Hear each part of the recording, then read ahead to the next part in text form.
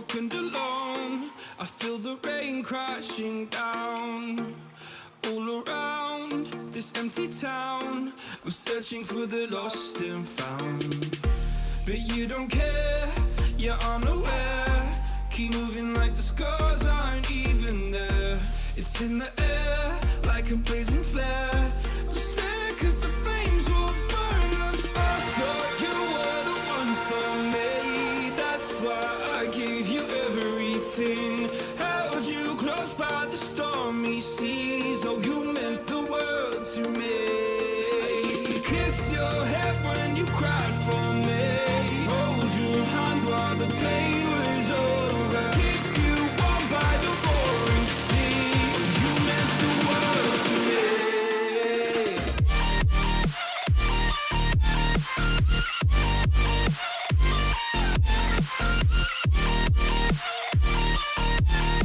Oh, you meant the world to me.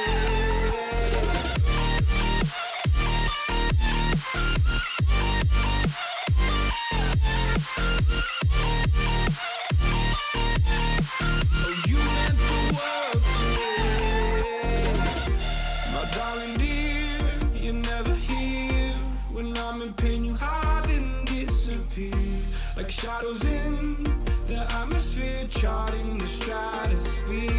Yeah. I prayed for you and kept you near, in hopes you'd chase away my fears. I'm on my own, you made it so, and now I'm chasing nightmares too. I used to run with you through the great big leaves, laugh at you when you laugh at me.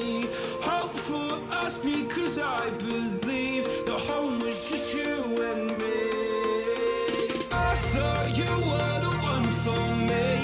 That's why I gave you everything. Held you close by the stormy seas. Oh, you meant the world to me.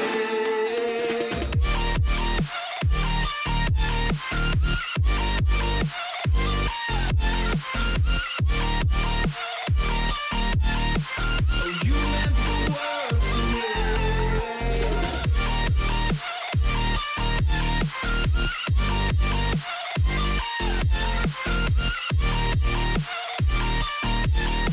Oh, you meant the world to me.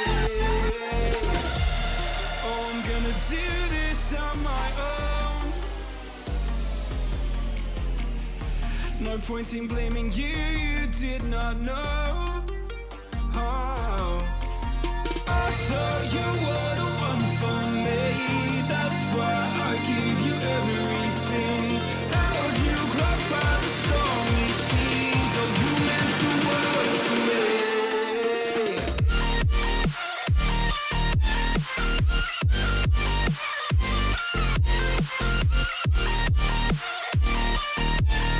Oh, you meant the world to me.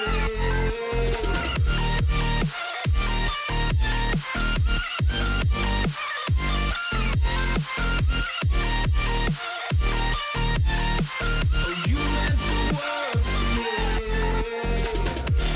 Oh, I'm gonna do this on my own. No point in blaming you, you did not know. Oh, I'm gonna do this on my own. No point in blaming you, you did not know. I thought you were the one for me. That's why I gave you everything. Held you close by the stormy seas. Oh, you meant the world to me.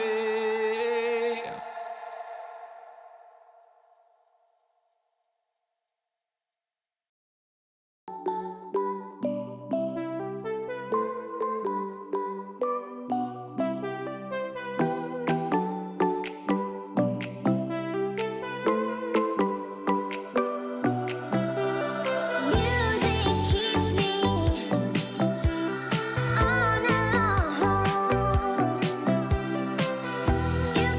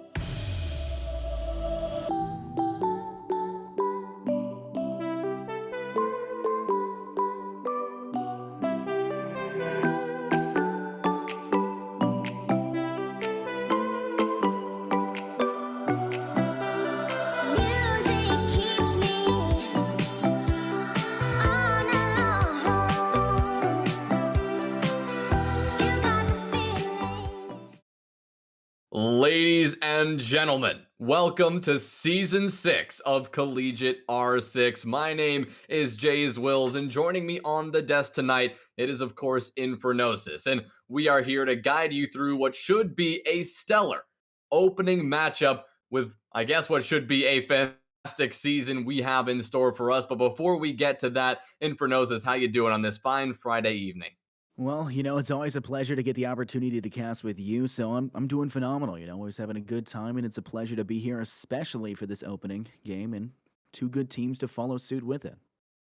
Absolutely. We've got Michigan Tech taking on Boise State, a premier invite league matchup that is definitely not going to disappoint. I can guarantee you that. But before we get into the details of this particular scrap, let's just walk through the format of at least the premier invite league. This is a 20-team league split up into two divisions of 10 each. Both of these divisions will be playing a round robin. Everyone gets a chance to play each of those other teams in their group to result in what should be 6 teams from each division heading on to the playoffs to have their part in the $10,000 prize pool here at Collegiate R6 this season. And for notice, I am thrilled to see what kind of action we've got in store for us. I think this is a huge season for Collegiate R6 and for a lot of these teams who, just for the first time are getting to see, this amount of money put into Collegiate Siege. It's really fantastic to see. And two great teams like Michigan Tech and Boise State to kick things off tonight. I could not be more excited. I mean, I absolutely have to agree with you. I mean, it's a trend we're noticing recently of, smaller T3, T4 leagues. They're having a higher prize pool. R6 coming in strong 6 years down the line, even better every single year. And, while COVID may put a damper on some LAN events, it's not putting a damper on any of the spirits here. And like you said, we're going to have, by the end of this one, a top team that's going to take out the prize pool. And I'm sure, as we all know, they're definitely going to want to use that. That's a lot of money going into their pockets. That's something that could be used for any sort of things. But I think we actually do have the map bands available to go ahead and go over here for the both sides for Michigan Tech and Boise State. And we need to see them coming up here. So we'll see the first one that goes through. And that one is banned by Consulate. Michigan Tech opting not to have that one go through. Boise State going to follow through, and they're going to take out Coastline.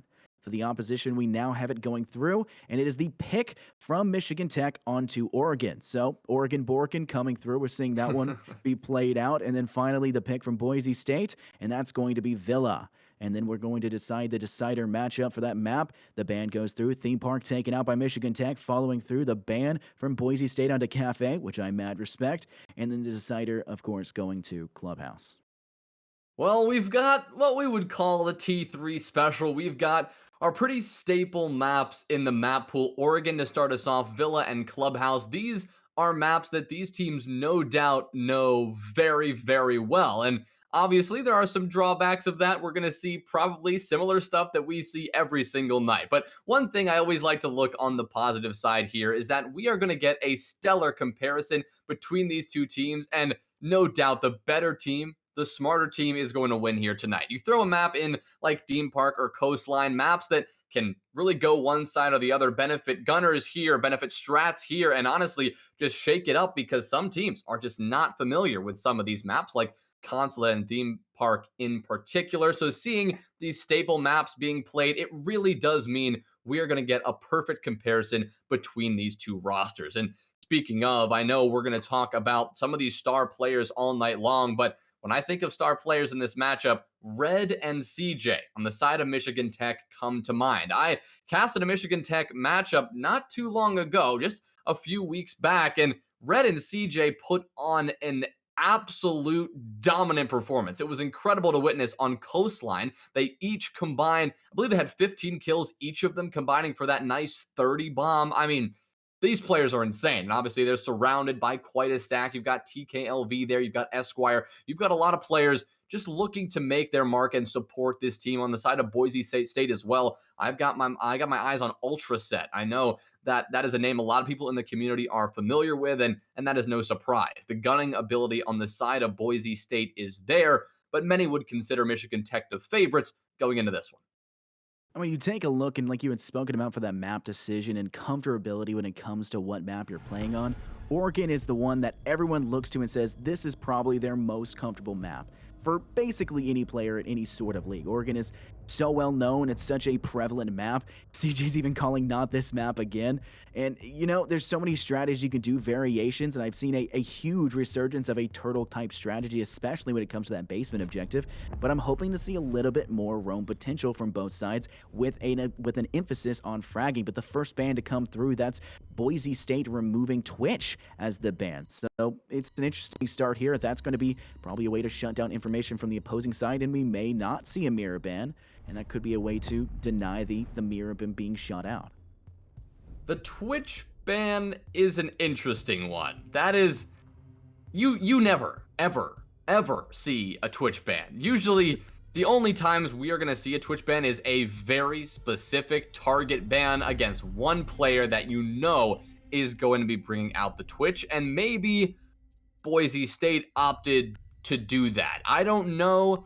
Nothing comes to mind in the terms of Michigan Tech player that really does like to bring out the Twitch. So seeing that really does surprise me. The Goyo ban is another surprising ban, but a lot less so than the Twitch. On Oregon, especially that basement bomb site, I call it Deployable Shield Central, just because it is the most deployable shield heavy bomb site other than maybe Cocktail and Bar on Cafe that we're going to see in the map pool. You can slap an infinite number of deployable shields there, and it's only going to compound your likelihood to win that site as a defense. You put a deployable shield in J Bunker, you put one in Pillar, you put one in the bomb site itself, facing the freezer door. You can even put one in Freezer. That's 4 deployable shields, but without the Goyo, you are not going to be able to bring out that much in the way of deployable shields. So we are seeing the Ella and the Alibi, both of these operators who are less common, and the only reason they are considered viable is because of that secondary gadget they bring to the table. Lo and behold, the deployable shield. Yeah, just like you said, just like console, it's kind of that repel central. It's the same thing here with shield. So we're going to see a big emphasis on that. And another thing we're probably going to see that emphasis on, at least when it comes up to that second floor objective, is going to be Kaid. We do, in fact, see the Kaid on the defensive side for Boise State. It's going to have a little bit of emphasis trying to deny where possible for those hatches. And we do see that TKLV is bringing out the Hibana to try and remove hatches with, less utility usage all around. You have a double hard breach strategy. Esquire picking up the Thermite, which is going to make a really big hole, as he states himself, and allow for them to have a little bit of that extra help. Fox, who we just saw over there inside of J Bunker, if the attacking side of Michigan Tech can really push inside and take control of that J Bunker, they can use that really big hole Thermite machine to try and get a little bit of a larger sightline into the actual objective and take that aggression from minute 1. But that first, they have to fight off the defensive side of Boise State, and we do in fact see some fairly high roam on the first and second floor from them. Yeah, this extension on the top floor is coming out from both Danny and Sherb. They're bringing out the Alibi and the Ella, and I guess they're just going to be hanging out on this top floor. A Gemini drone has worked its way in to the middle of dorms, and that's going to be eliminated, but that's also going to mean CJ knows exactly what he's dealing with, at least for the most part. He's going to be opening up this closet wall. He's got a line of sight over to Attic, and he's got several hot drones that are really just there to provide intel for CJ specifically at his feet. Sherb has now backed off, so has Danny into Attic itself. Red has now taken control of Kids, and they are just going to be looking to pressure these players out. CJ will be successful in that endeavor. He's going to cut down Sherb. The Alibi is gone, and Danny is the only player remaining to hold this extension off. If Danny can get out of here alive, that is the only way that Boise State can stop the bleeding here. Danny needs to not overstay his welcome. He's about to lose his life if he's not careful, and there it goes. CJ finding another, removing Danny, and the roam has been not only swiftly dealt with, but has now resulted in Boise State being in a 3v5 for the remainder of this one, and Sherb, he's not going to have any part of it. He's out of here. Yeah, like you said, you shut down that roam, which I've always loved to say. Roam is my favorite strategy, my favorite playstyle within Rainbow Six.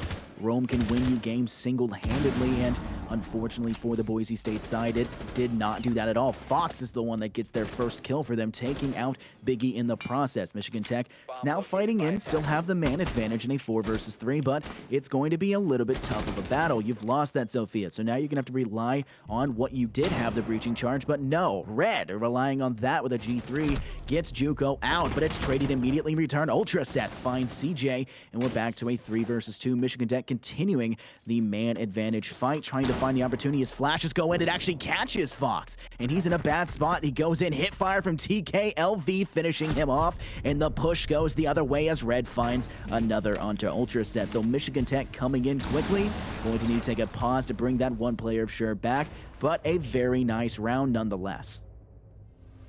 Well, a nice round for Michigan Tech, but unfortunately, it cannot be said for Boise State as well. The mishap was honestly just their early positioning. That extension on the roam, I get what you're doing there. I love the idea behind it. You highlighted that as well in Phronosis. But the problem was, they simply overstayed their welcome. The hatch, the attic hatch, was not open. That escape route that they desperately needed, that Danny was deciding between escaping or staying, he didn't have an attic drop escape route. Had that been opened, the alibi had that, had the ability to open that right up. Did not do that. Cost both Sherb and Danny their lives. Critical mistake early on from Boise State. They were going for the early, I'm not going to call it aggression because roaming and just holding in the top floor isn't aggression, but the positioning, choosing to take those early fights is somewhat aggressive. And that poor decision making and the lack of an escape route, the lack of any answer from Boise State, well, it's no surprise to see Michigan Tech not only clear out the extension swiftly and then cascade the pressure onto the bomb site, picking off heads one by one. Clean attack, no doubt, from Michigan Tech, and I'm looking forward to see how Boise State can change things up and adapt as we move upstairs. I mean, obviously, when you talk about how that all started for Michigan Tech, you've got to give it to Red. Red came in, not just dropping 2 kills, throughout that round to secure just one of the, I think the 3rd kill in the round and the final, but the Gemini drone, like you would call it at the beginning on the 2nd floor, that was the information CJ needed to do that double breaching charge and utility usage to bust out that games room wall and kind of get that initial push to give him the 2 frags he needed as well. And Michigan Tech came in quick, they came in strong, and Boise State fell apart. Like you had said, you had the player up top inside of attic with no escape. The Ella not bringing the FO12. They don't have the shotgun in hand, and they didn't have that open. So not sure if it's a misplay, miscommunication, or what happened beyond that, but not exactly what Boise State needed, but there is the time to make it up, and we will see if they are capable of doing so here in round 2. Sherb has already taken a little bit of chip damage. He's down about 30 HP, and Juco will take a little bit of damage as well. A couple of early challenges aren't working out in the favor of Boise State right now, as Michigan Tech are simply just running through their early steps. They're working their way closer to the building, droning out, getting intel, and are now looking to approach this bomb site in what it seems like initially is a typical way. You're going to want to have somebody approach from that master side, open the closet wall. That's going to be one of your hard breachers. At the same time, you want to approach from the attic side, putting one, Sophia or Ash, one soft destructor and fragger on that side, as well as one hard breacher, and you approach from the attic side as well. You work your way up attic. That is how you establish your game's crossfire. It's when the teams on attack skip these steps that we see their success waver. And right now, honestly, Boise State are doing a pretty good job of stalling out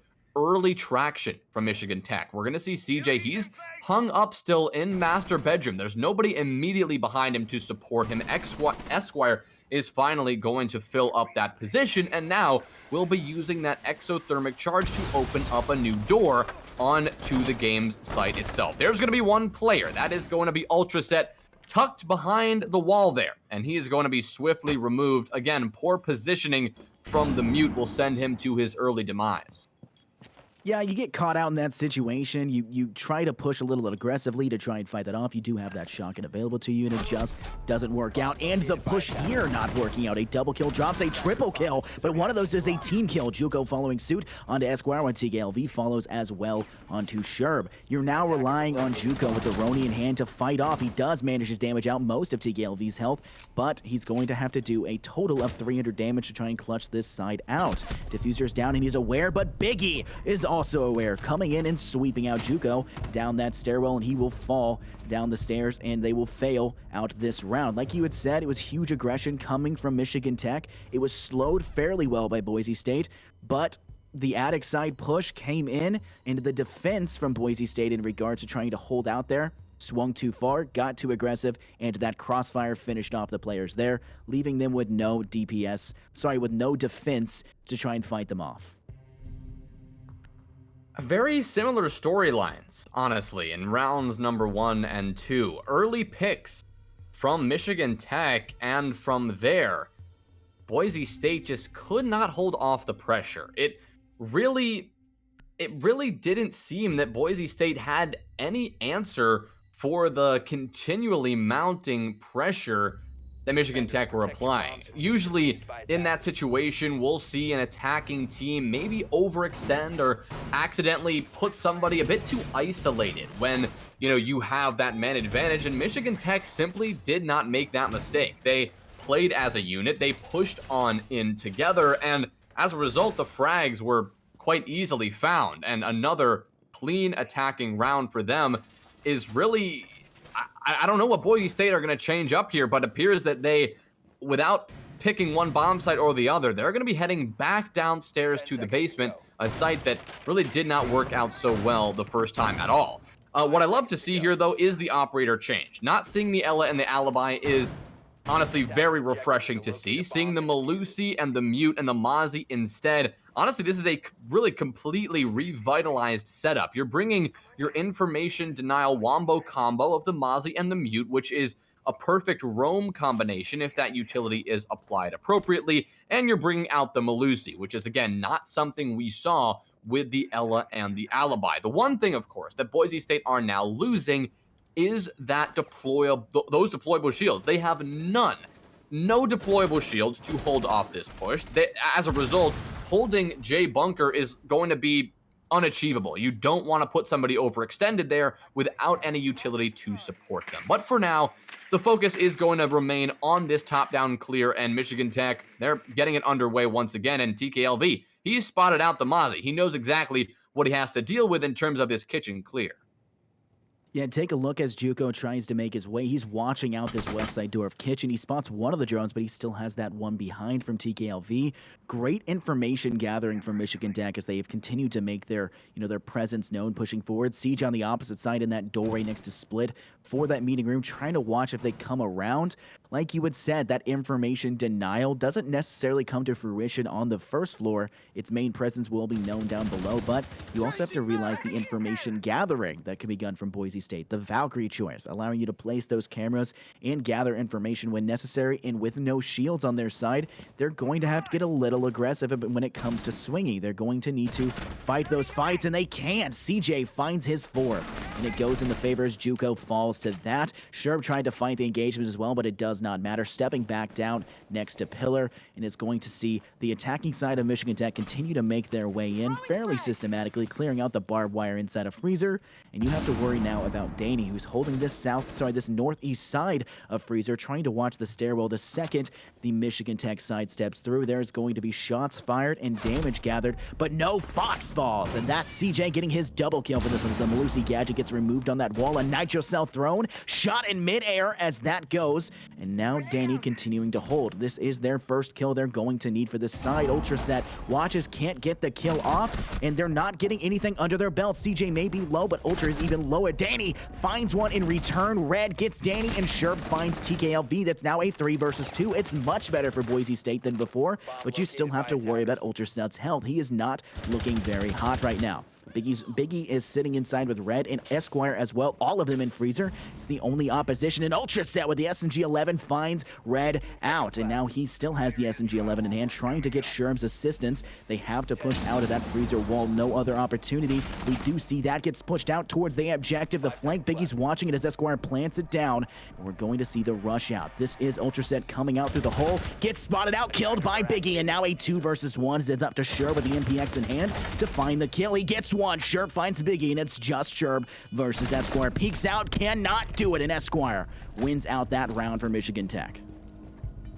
A dicier round 3 than we've seen before, but again, it was the same early storyline. It was Boise State losing operators early on, losing their manpower, and that just allowed Michigan Tech to slowly and methodically take map control, take site control, and just find more kills. It was looking so clean for them, but as you highlighted, the play from Ultraset was tremendous. He found a couple of kills there, even on so low HP, and nearly won the round on the laundry rotate. Had the reaction from Biggie been, a quarter of a second slower, that would have been a defensive round win. They wouldn't have had to find all the frags. It was sitting at all zeros. There was no time on the clock when Esquire was sticking the defuse. Had that shotgun been able to connect, maybe had he clicked just a bit sooner and Biggie hadn't been as snappy with that reaction,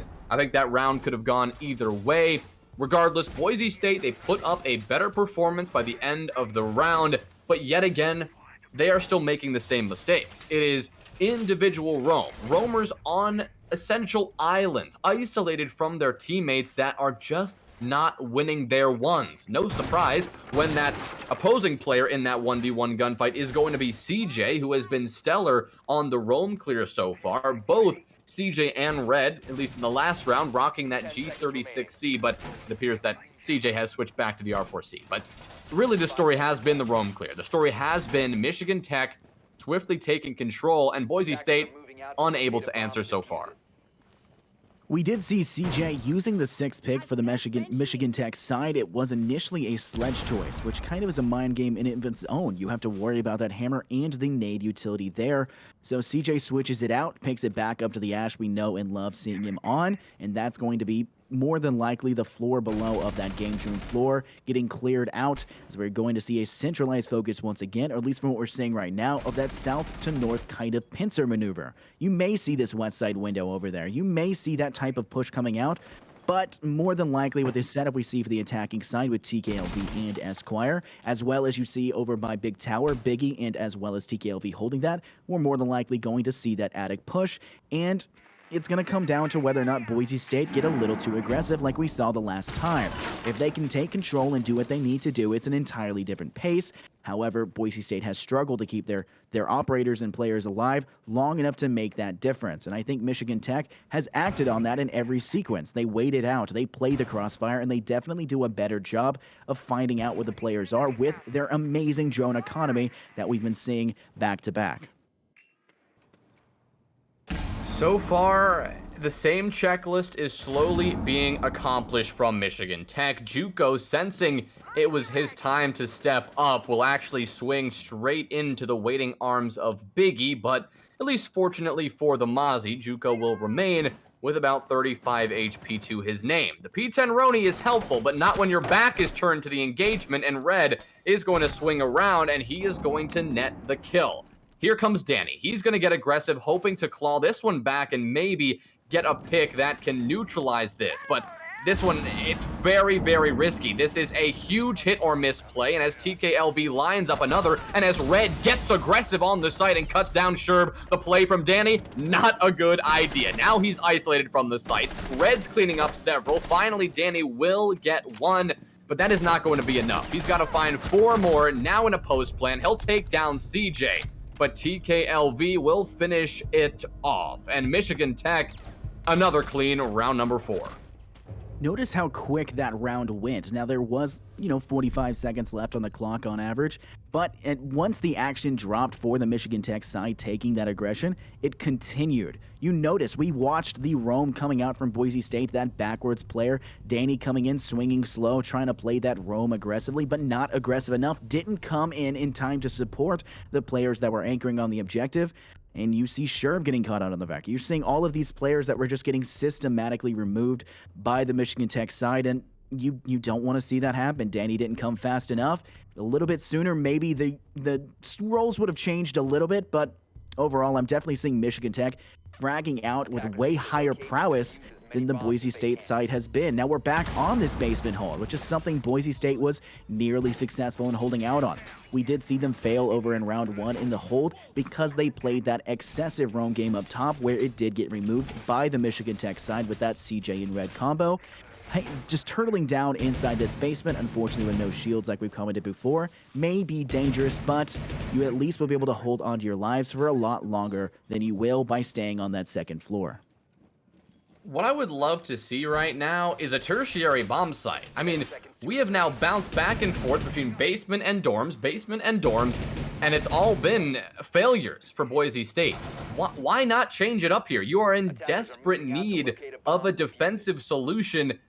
Please don't do the same thing over and over again. This is now round number 5. It is the 3rd time we're seeing the basement bomb site, and nothing in these last few rounds has really shown us that we can expect to see a change. We're going to see no J Bunker presence. It's going to be a full Michigan Tech send, and there is no resistance right now on supply room. Here comes CJ. He is in the middle of the bomb site. Fox is aware of this, and he's going to be looking down. Nope, he's going to look away at the wrong time. CJ gets a free kill. Ultraset is there with an answer, but now the bomb is going down with only 30 seconds in the round. CJ gets another. Danny's going to can probably get cut down in a second, but sure is the first to fall. Here comes the roamers coming back down to the site, and they just are completely perplexed. Where is the on-site presence? Goodbye, JUCO, after he found one. Danny with 1 HP is all that remains. He'll cut down Biggie, but now he's alone in a 1v2 against Esquire and TKLV. 25 seconds until this defuse is completed. Danny has to get aggressive.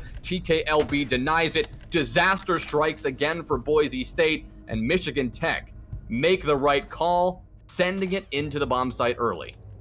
And you noticed that in the last round as well, Michigan Tech taking it swiftly once it got started, and we saw that with much more success in this one. It's hard to quantify success in this account, but obviously Michigan Tech coming in, like you said, 30 seconds only needed to get that diffuser down, and Boise State was completely perplexed about what to do in that situation. And like you had said, I definitely think we do need to see this tertiary objective come through. Chief Cass likes to call it the quaternary objective for the meeting inside of Kitchen Room. I would like to see that as well. We're heading back up to the second floor. I just don't think that's it. You're already struggling enough to get it under your belt, and while you may have lost back and forth, and I respect not ever playing the same objective twice back to back, I can't respect as much not choosing to switch it up fully and just go for those first floor objectives.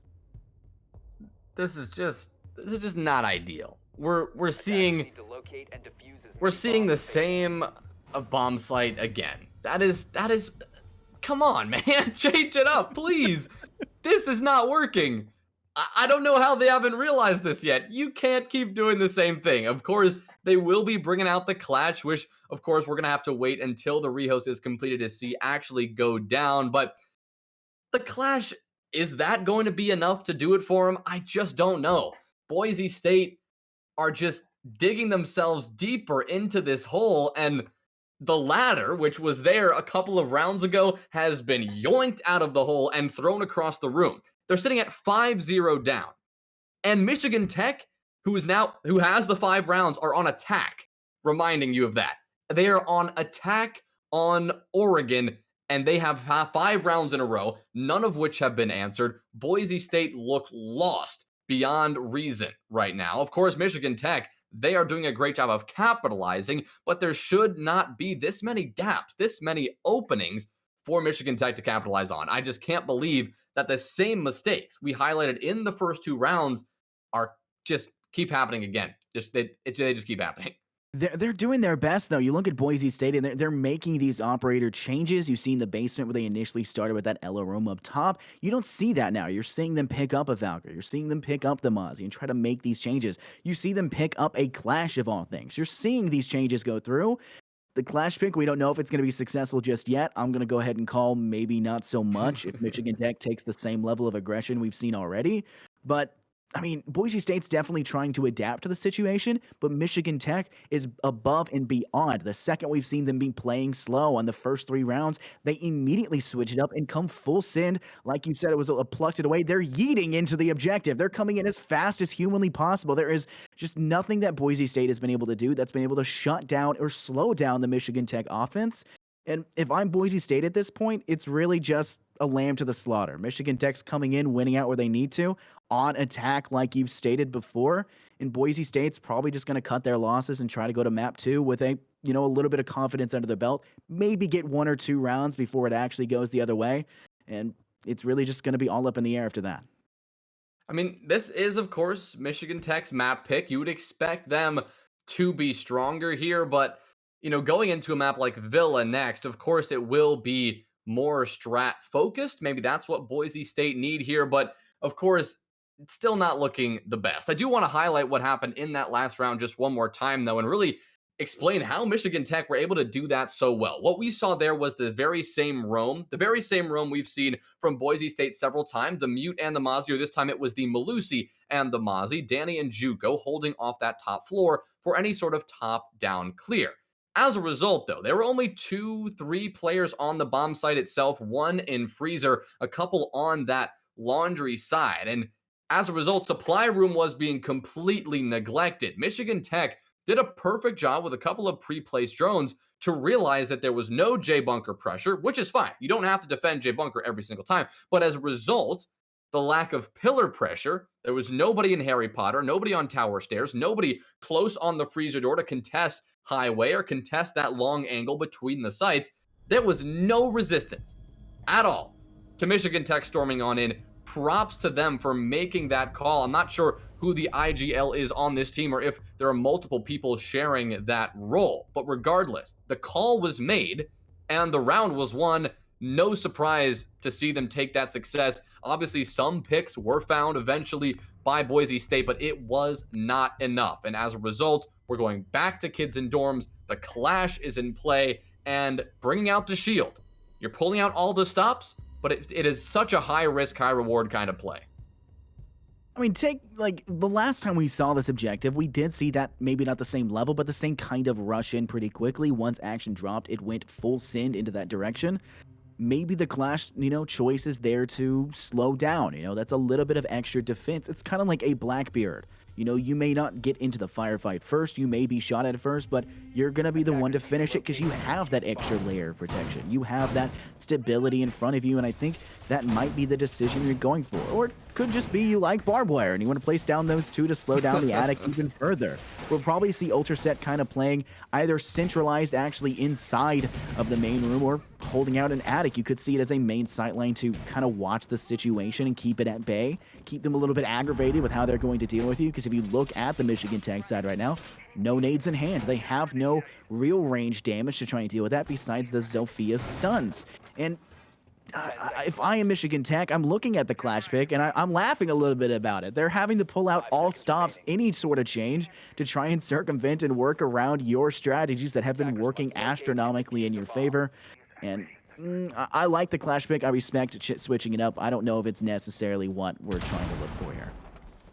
Well, here's how Clash works in competitive Siege, right? Clash is your operator to slap basically a pseudo brick wall at the same time mirror window to assist your defense. By that, I mean not only is it making it very challenging to push in a particular direction, but you're also gaining so much information that you can spread to your team constantly. Now, of course, the risk with the Clash is that you are losing out the ability to have your gun up and have any real utility to be utilizing in the round. And with Sherb off the board, with that C4 gone, of course, you still have 1, but with 1 C4 now lost, the possibility of combining that C4 with the intel from Ultraset has now disappeared. On this bomb site, the reason we don't see Clash often is because there are so many opportunities for crossfires to be established. And when a Clash hears the word crossfire, they panic, they freeze, and they go into a hidey hole, because a crossfire is immediate death to any Clash. There's no way that a Clash can cover a 90-degree crossfire. Even something as basic as that will end up killing a Clash because you can't cover 2 angles while there are bullets, while there's Zofia impacts, while there's nades thrown at you at all times. Of course, with 1 minute and 30 seconds gone and with 1 minute and 30 seconds left in this one, we haven't seen much. CJ, no way. He's gonna whip around and cut down Danny. And Boise State are looking lost here. Goodbye, JUCO. Ultraset finds the answer on a TKLV, but now you're left with a Clash and a Jaeger. Whose game is CJ playing right now?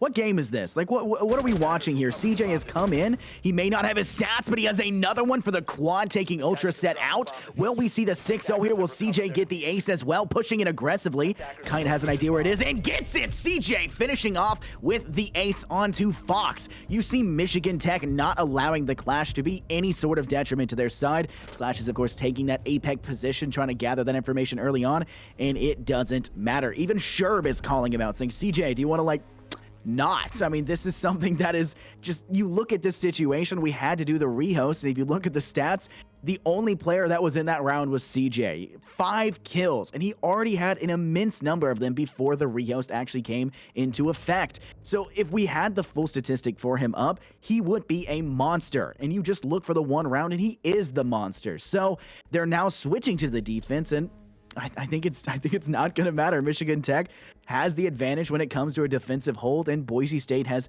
struggled immensely. Oof. Not ideal. Not ideal in the first map for Boise State. Regardless of what happens here, I mean, this is not the best position to be in. I do not think we are going to be seeing a 6-0 attacker side in Oregon. Maybe that's a possibility, but based on the success of Michigan Tech here and based on Boise State just unable to respond pretty much at every single turn, things just are not looking up for Boise State, especially the fact that Michigan Tech on their own map are now taking up the defensive side. They're going to do it on this top floor, a site that Boise State defended 3 times, unsuccessfully of course, but they're familiar with this bomb site. They know what it takes to attack it, and they're going to be bringing out the very same lineup that we saw from Michigan Tech just a couple of rounds ago. You've got your dual hard breachers, your dual fraggers, and operators with that soft destruction capability. Danny and Sherb bringing out the Zofia and the Ash, and of course you've got the Jackal to round things up. Now, every time you see Michigan Tech play, you see an alibi in the hands of Red. Now, this is a pick that I almost always criticize because there's so much you're missing out on when you're going to waste a pick on an alibi. Of course, you have a deployable shield, but a deployable shield is no excuse to be bringing an alibi out, in my opinion. Of course, if you have a fragger and they're comfortable on a fragging op using a gun like the MX4 Storm, I'll give that to you. More power to you. If you're feeling confident, you can just click heads and win the game, sure. And of course, in this one, really there's no need to be concerned because Michigan Tech have certainly secured this victory, it seems, but always an interesting pick to see Red bring that out. I mean, at this point, Michigan Tech could bring out all recruits, and I wouldn't criticize them, right? I mean, they're coming out swinging, getting everything handled exceptionally well. I remember as well, Red is a huge alibi, picker. He loves to play that decision. I can't criticize that, personally. I love alibi. I don't think she holds as much, play in terms of competitive play. Like CJ will not be allowed to play competitively in this round when Fox takes that kill, which is a good pick. That removes the roam potential, as we did see he was kind of playing out on first floor, roaming in that hallway, getting caught out by the Jackal, who didn't even need to use that utility to secure. But look at the position of above. Esquire's watching within the game room, trying to catch a player out, and we see Fox below. This could be a shot opportunity.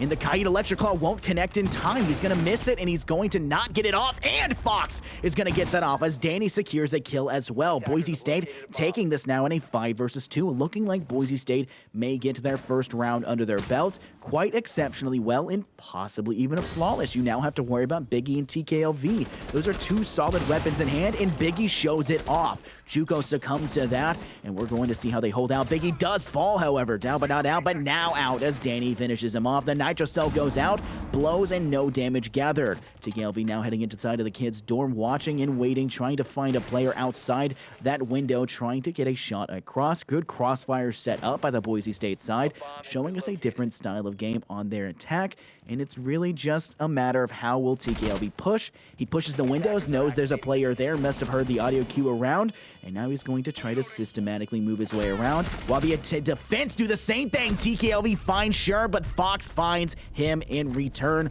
Boise State winning their first round on round 7, which is a very weird statement to say. Yeah, Boise State finally securing one, and honestly, they did it with relative ease. They stormed on in, clicked heads, following, your normal checklist of attack, pressuring from that closet side, getting that trophy crossfire going, and honestly, it worked out for them. The confidence from Michigan Tech was definitely there, and honestly, it's what ended up sending them to their graves for the most part, swinging out on a couple of angles that they didn't really need to be swinging, and that left TKLV alone in a pretty tough 1v4. So props to Boise State for finding one round, and honestly, while these rounds may not be super important in the overall picture of this map, at least in the series and how this best of 3 plays out, this is pretty important for Boise State here. Just, specifically in regards to momentum. Going into your map, not having won a single round is a terrible place to be, but now with one, at least one, maybe they can just chain 2 together. And even though Michigan Tech may likely just find that 7th round sooner or later, if Boise State can just find the energy back, find the momentum, and start to feel a bit better going into Villa, I think we could see them really put up a strong performance when we get there. But of course, Villa is up next. Right now, we've still got to finish out Oregon, and oddly enough, Michigan Tech are going to be opting to go back to the very same bomb site again. Red this time, though, he is switched off to the Jaeger, and Biggie has taken up the role of the alibi. Yeah, making that little bit of a switch here is definitely going to maybe not make as huge an impact as you may think, but it can make that impact, and maybe enough impact to actually have them win this one out. And you had spoken about it very eloquently. Boise State coming through, they win a round, which is what they need, not just for terms of confidence, but to try to get the ball rolling for them. Nobody wants to step into a map 2 with 0 success to show for it. Now, it is a win or lose scenario stepping into map 2. You either won or you lost, but there is those small little steps in between of winning individual rounds or losing those individual rounds. And we've definitely seen Michigan Tech do one-sidedly and Boise State do one-sidedly. And we do see, oh my goodness, that's CJ who jumps out after tossing the toxic babe Sherb, cleaning up. CJ got the ace and hasn't gotten anything since then. Has died at the beginning of every bit of the last 2 rounds. And Michigan Tech are going to take a 1-player disadvantage very early on, and Sherb is going to be the one to clean that up and set it up for them.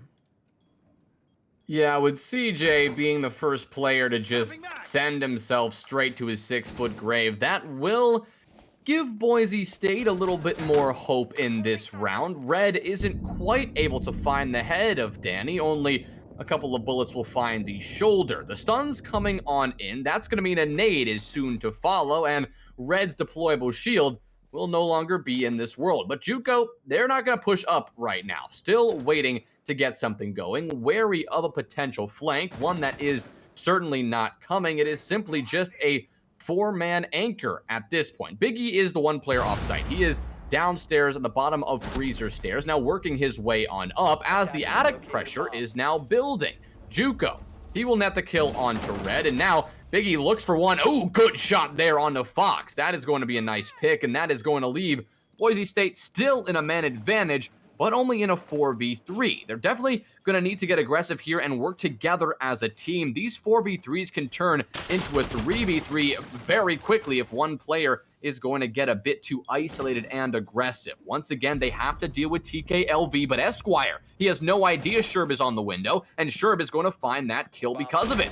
Now JUCO swinging on into dorms. He's going to spot out the Valkyrie. That's TK, but Biggie is going to pick up another on the roam. Goodbye, Danny. Ultraset, though, he's getting the plant down. The C4 is in pocket, but is not going to be utilized by the Valkyrie, and now the plant is down. TKLV is once again going to have to be the key player here. Of course, Biggie is there to support. Oh, no longer, as JUCO cuts him on down. 1 kill is found for the Valkyrie, but he has to find 2 more.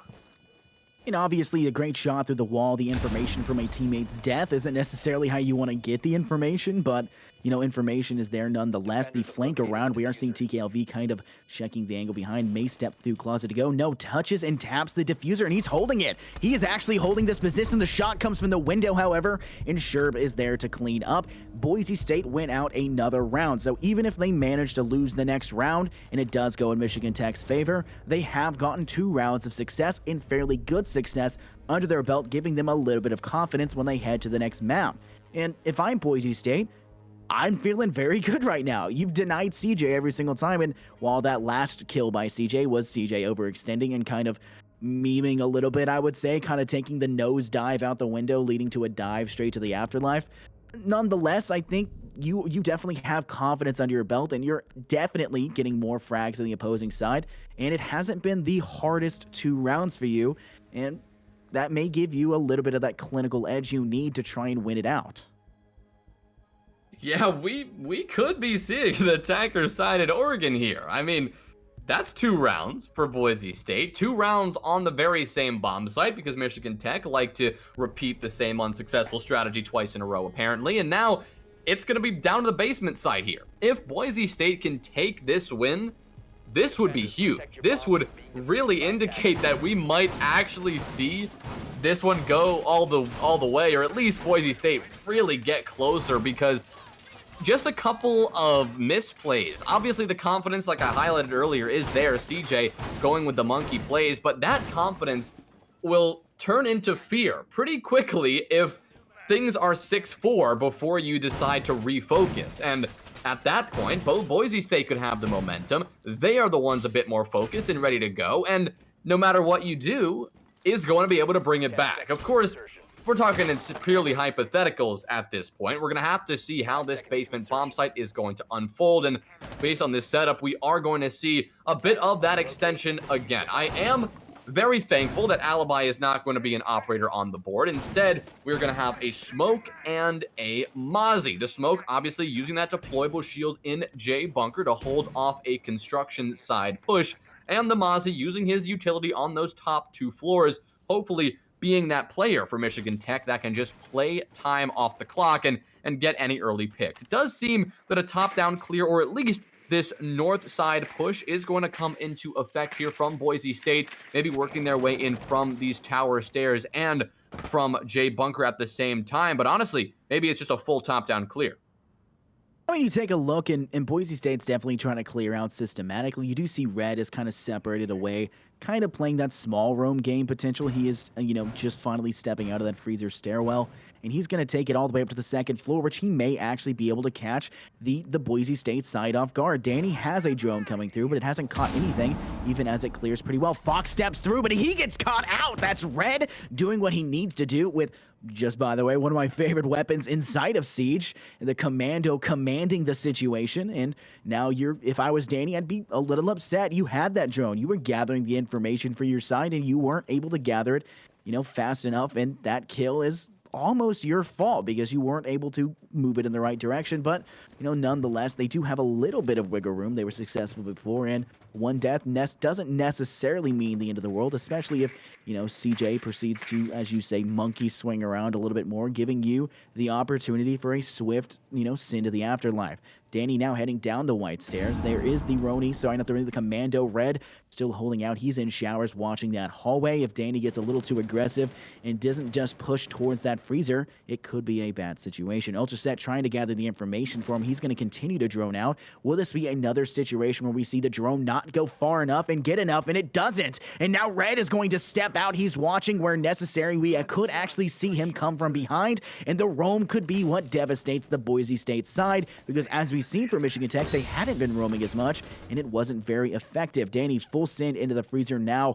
Red is not far behind, however, but Red does find Ultraset. That is the man behind and the diffuser. Every player for the attacking side on 1st floor besides the Zofia sure peaks, and now it's just a little too late. He knows the man is there, and Red wins that with another kill to his name, a triple kill dropping. And Danny has the opportunity to get a shot onto Biggie, but will it connect? We don't exactly know. The next Toxic Babe going out. Danny has to decide to full send, and he does. Juco finds Red, and Danny finds Biggie. A 3 versus versus 2. Boise State still trying to fight this back in. And can they? The flank from behind. TKLV finds Juco, but not before he gets traded out in return. Danny finds him. And now the rush through. He finds him. That's Danny. Triple kill. He has to get the 4K. Will he? No, he will not, as Esquire finds him to finish it off. And Michigan Tech take round 9 to win here on Oregon. Well, a messy finish on Oregon, but a finish indeed. 7-2, Michigan Tech closing it out eventually and taking a commanding victory. A strong way to start off this series and a strong way to start off Season 6 here at CollegiateR6. So, brilliant job there for Michigan Tech, and I'm honestly looking forward to see how Boise State responds on map 2. Now, obviously, there were a lot of things that went wrong for Boise State there, but going into their map pick of Villa, they've started to build things back. They've started to identify what works well, at least on the attacking half, and they also know what doesn't work well on defense. Specifically, I'm thinking of overextensions on the roam and overstaying your welcome. What I mean by overstaying your welcome is simply just not rotating back to site, not supporting your anchors for an eventual execute, instead choosing to die on an island isolated from your teammates. There is simply no reason to do that. At this level, to accomplish your minimum job on the roam, you just shoot a couple of drones and you fall back to site. That is job well done, but it just wasn't something that Boise State could wrap their head around on Oregon, and it cost them the map. But of course, we're going to have to see how Villa unfolds. We can only speculate for now. We will be taking a 5-minute break, but until then, we will be speculating ourselves. You can speculate as well. Maybe drop some predictions in the chat as to what we can see on Villa. But until then, we will be right back. Music keeps me singing.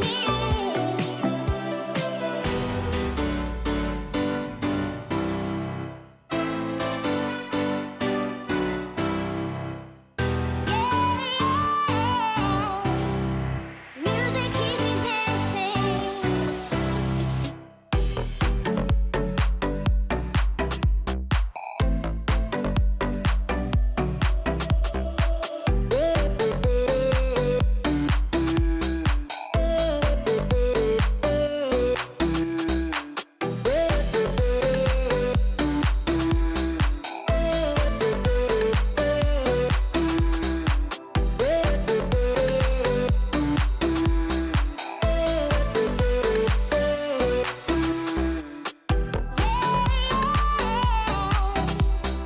Music keeps me dancing.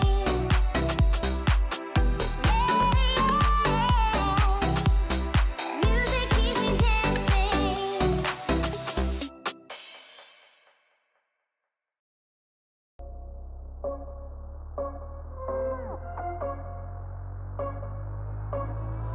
Rising with each beat of the music is bringing real flames in the fire that keeps burning.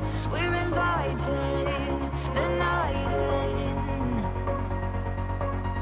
Welcome, my heart so full. I'm devoting myself to the night. There's no motive. We're just listening.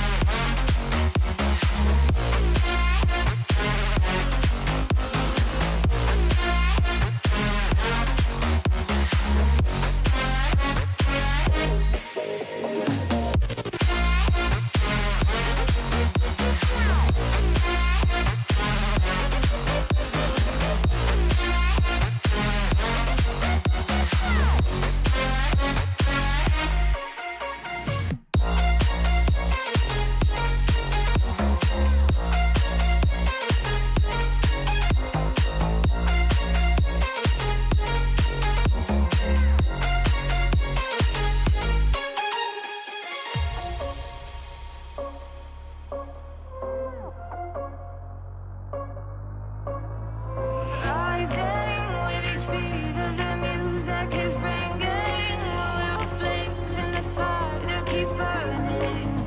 We're inviting the night in. Welcome, my heart's so full, I'm devoting myself to the night. There's no motive, we're just listening, we're existing.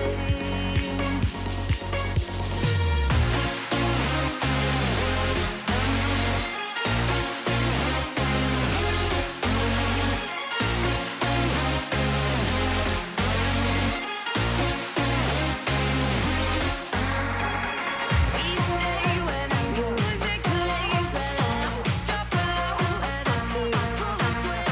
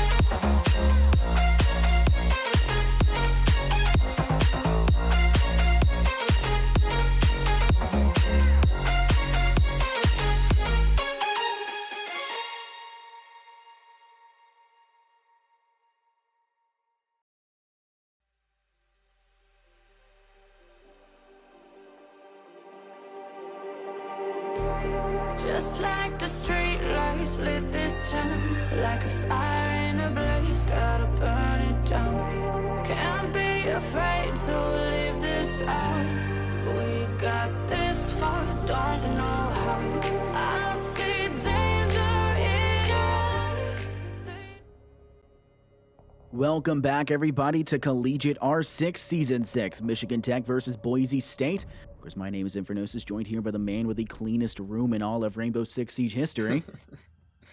We're going to have a pretty good matchup. Of course, we just saw Michigan Tech take Boise State pretty emphatically in a 7-2 score line with a 6-0 rout when it came to the attacking side, so not exactly what we initially anticipated we would see, and I think we may just see some more of that here on Villa. Yeah, this second map is really got to be all about Boise State's response from the destruction that was delivered their way on map number 1. Once again, the Twitch ban is going to come out. Big question marks there, definitely in my mind.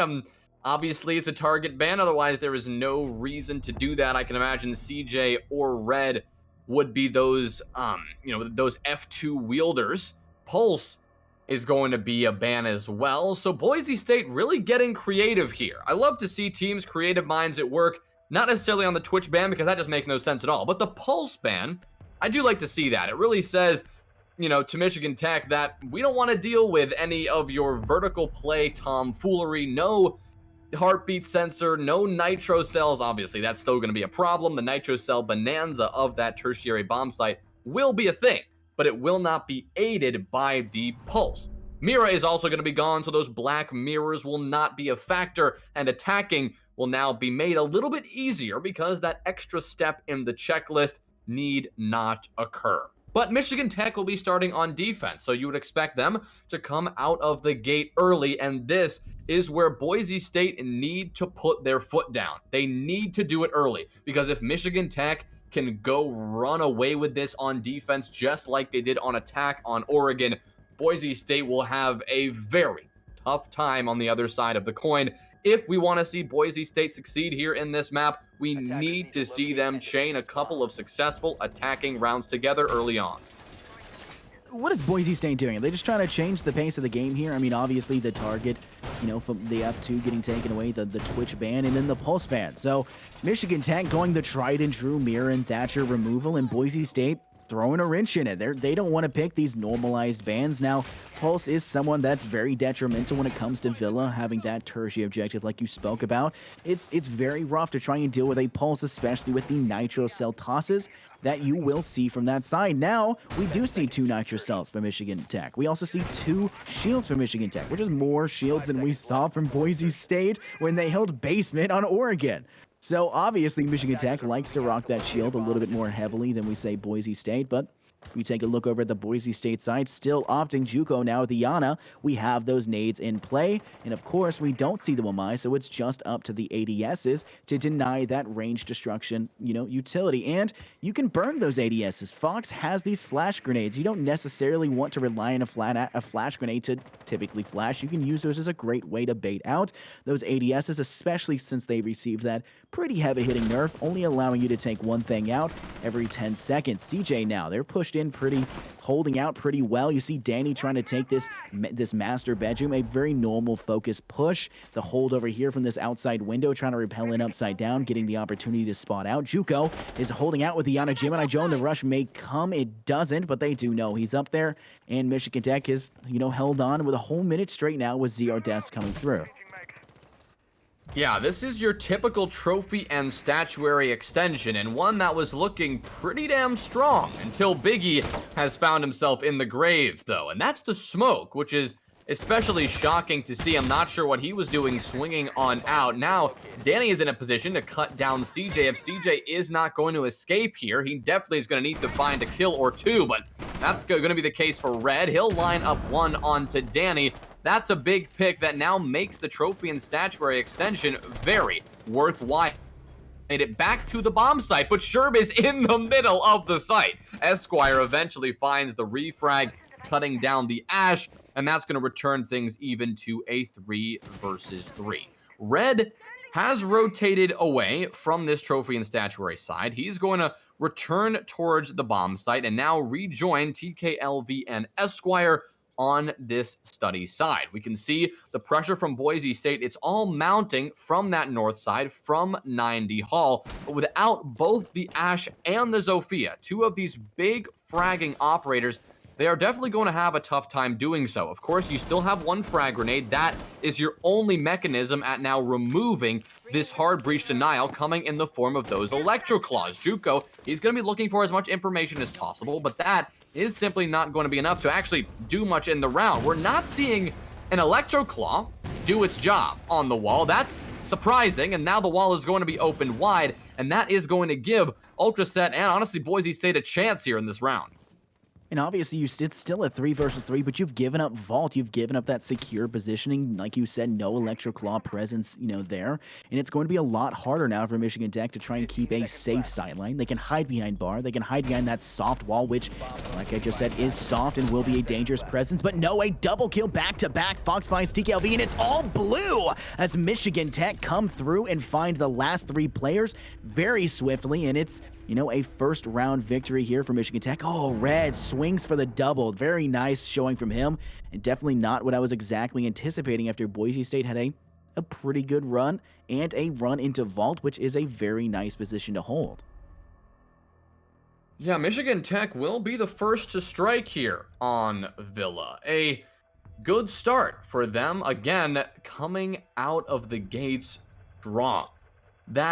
The real focus of that round was the trophy and statuary extension. We saw that was CJ and Red, the 2 big guns over on that trophy and statuary side. You combine that with quite a bit of utility, quite a bit of information as well. There was just a lot going into that extension. Now, what Boise State did on Oregon was the extension, and they struggled with it. They are now going to have to deal with those very extensions to start off Villa. The thing about Villa is that these 2 top floor bomb sites, kind of similar to Clubhouse, they play out very, very the same.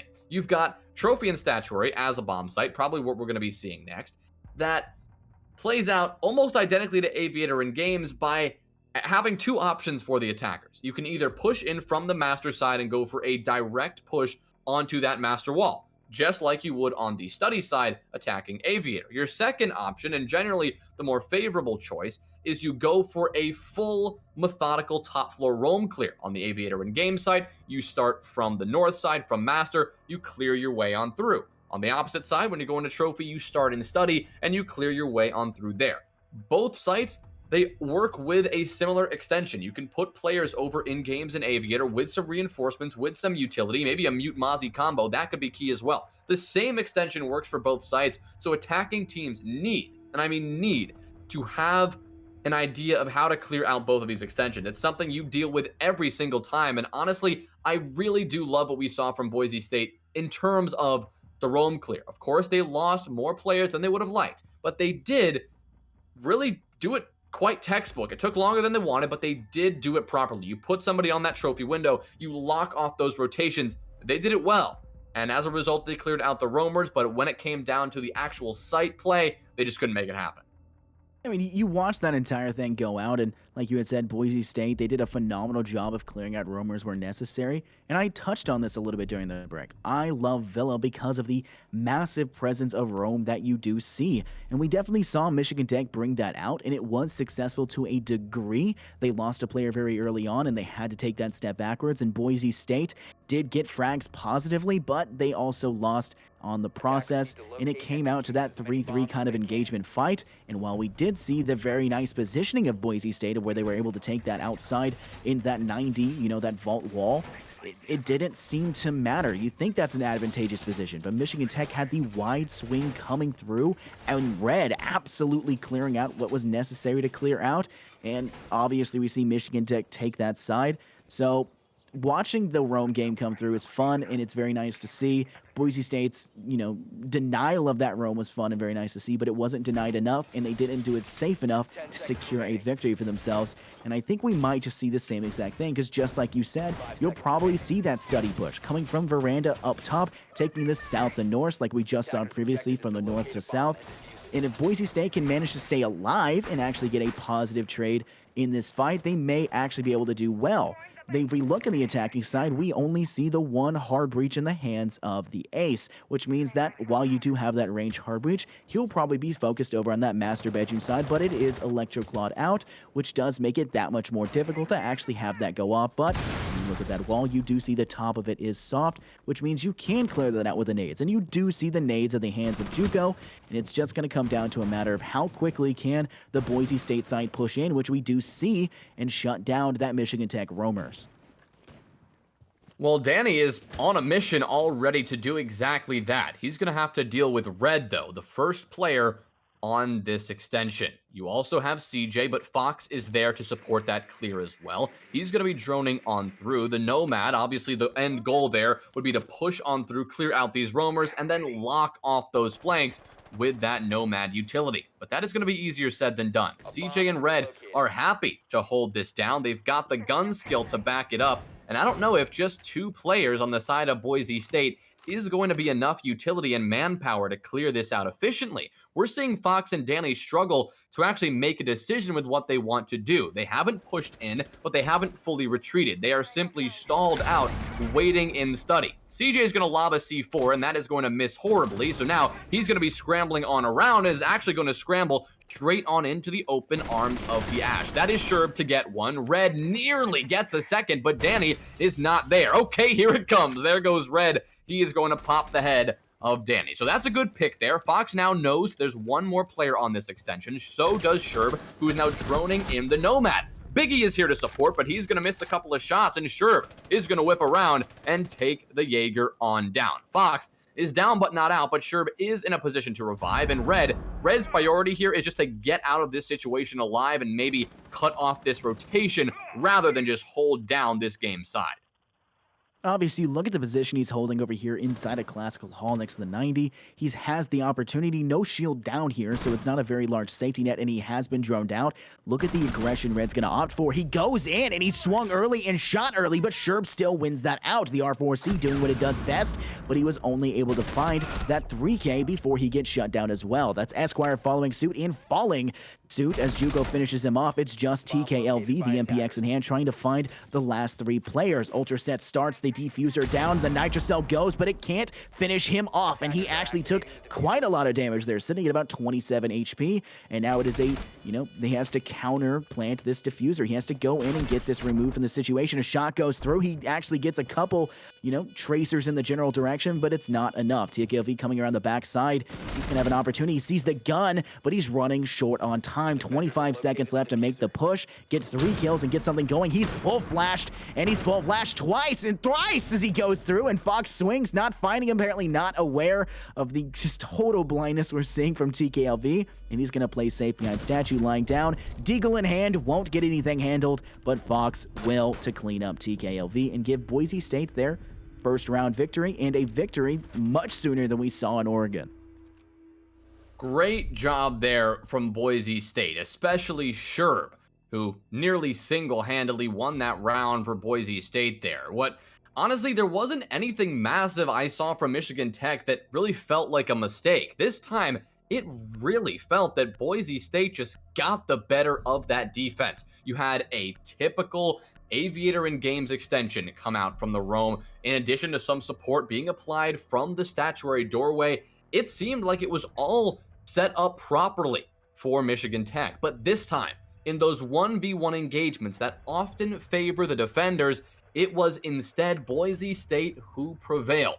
Sherb finding a couple of critical kills, whipping around and taking out Biggie as well.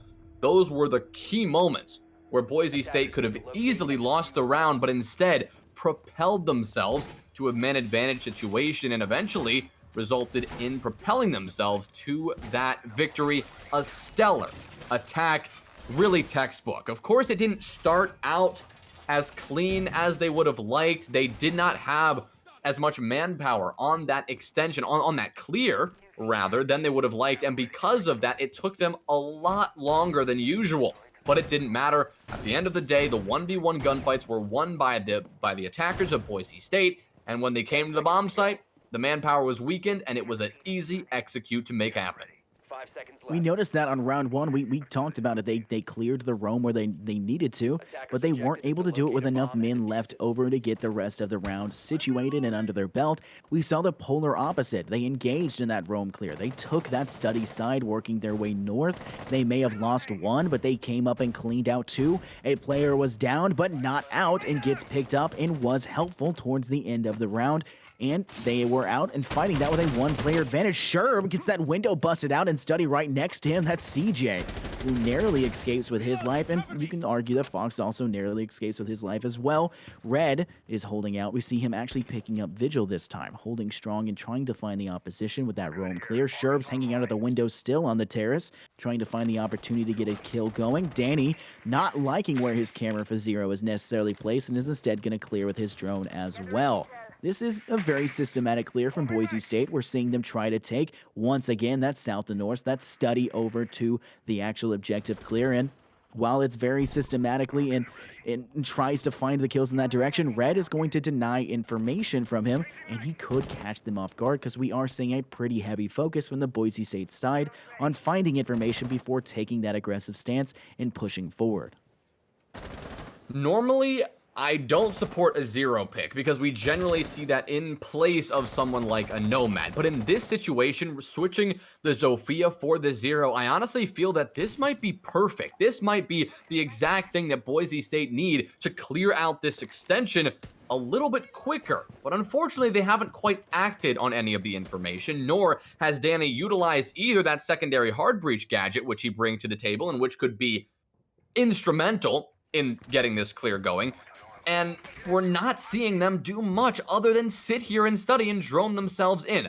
This is definitely a missed opportunity, using this zero and having that hard breach charge, that can opener in your pocket. And because of that, CJ's going to get a kill. He's going to take down Danny, and that is a massive pick to stall out Boise State. But here comes Sherb. He's going to swing around, and CJ is going to line up a double. The nade from JUCO is going to get the first pick, at least from Boise State's side, taking out TKLV. But with this extension not having been dealt with Red comfortable in games, CJ comfortable in Aviator, Fox is in a very tough position, and Boise State as a whole are in a very tough position. CJ How does he win that gunfight? Fox was ready for it, but CJ is simply better. Ultraset's gonna line up one. Juco now in Astro here, gonna look for another and actually will take down Biggie. It's gonna be a 2v2 now. Might get a third, but no, the swing from the bathroom is there from Ultraset to support it. It's gonna be a 1v2 now. Juco cannot make it happen against the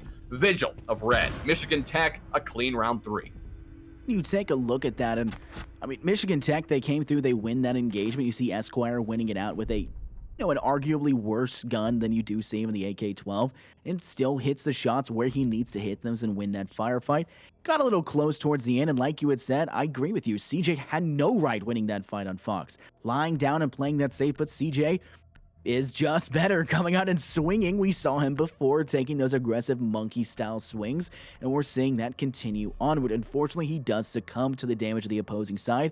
Juco getting that kill in return and bringing it out, so he was only able to get the 3K, but his teammates coming through and winning the round out for them, and Michigan Tech will take out round 3 into their side. Now heading in now to round 4, we're going to need to see Boise State kind of clear this up a little bit better. We are back onto the Aviator and game side. We're back onto this opposition where we'll more than likely see that master bedroom to south side study clear. They need to make sure the roaming side for Michigan Tech gets removed from their opposition before they try to take that in super aggressively. The zero choice, like you had spoken about, not in play here. They're actually going to go back to Danny onto the Zofia, and they're going to go and play that nomad choice and continue with that as their normal roam clear. And obviously, since the zero didn't necessarily work and got cleared out early by CJ, they're not going to play it at least for this objective. The defenders, however, we did see the first round when we saw this. We saw the Aviator and Games Room objective. We saw the defenders holding out inside of Trophy, and while that does give them a little bit of a safety net and allowed CJ initially to be the only roamer to escape and then cause a presence disturbance, I worry that Boise State is not going to push in fast enough to deny the opposition the chance to get a frag and exit away safely, but it's really just going to determine how well Boise State can get the information or how quickly they can get the information and then act upon it.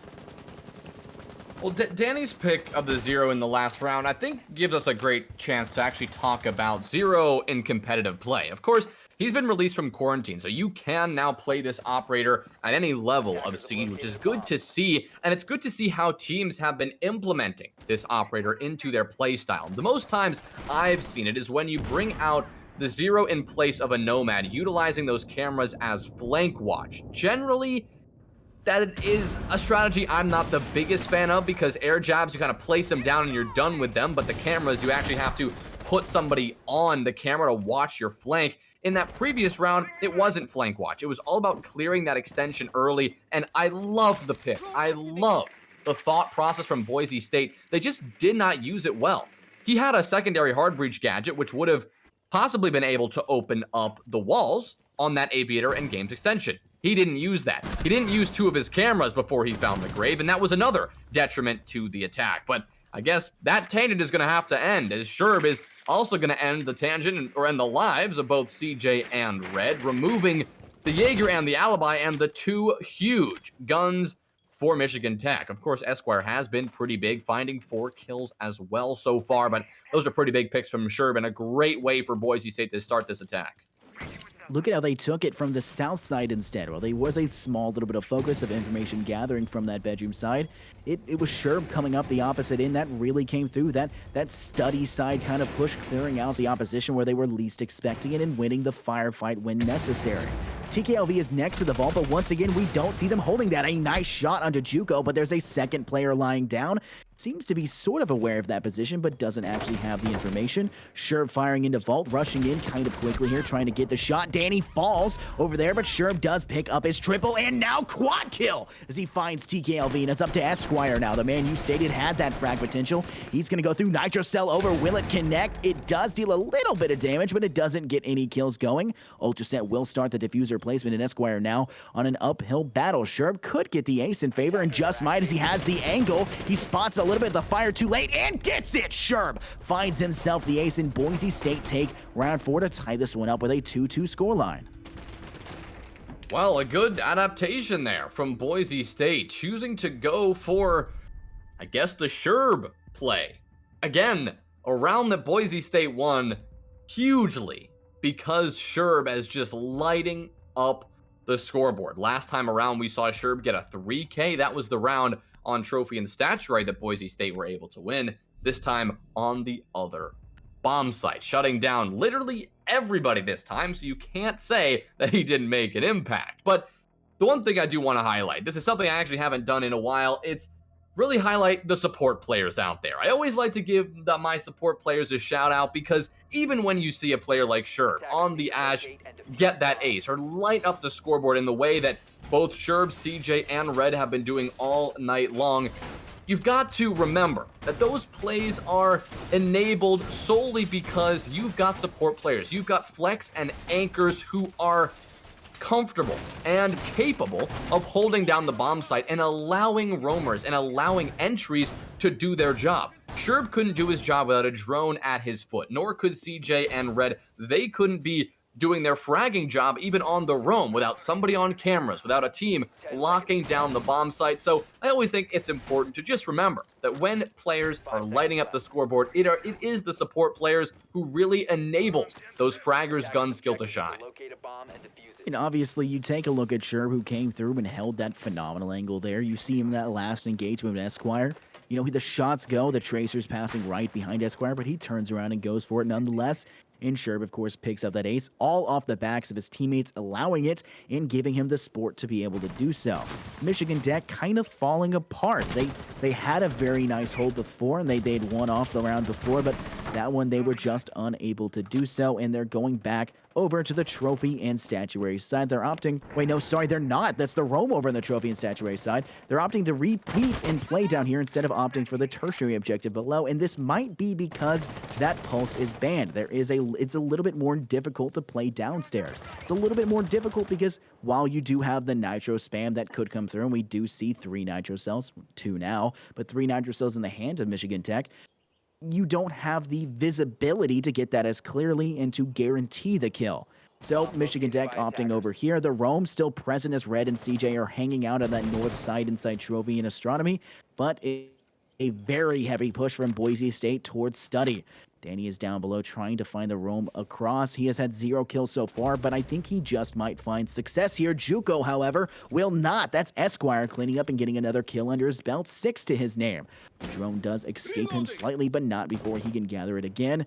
And now you're going to have to worry about Boise State in a 4 versus 5. Will they get this through as Sherb pushes up aggressively? Ultra set, possibly going in, just hanging out on that outside wall. Will Sherb get caught off guard, peeking around this corner of Games Room, or will he have a successful kill? He does get a successful kill. The swing from TKLV in both directions guarantees him just that.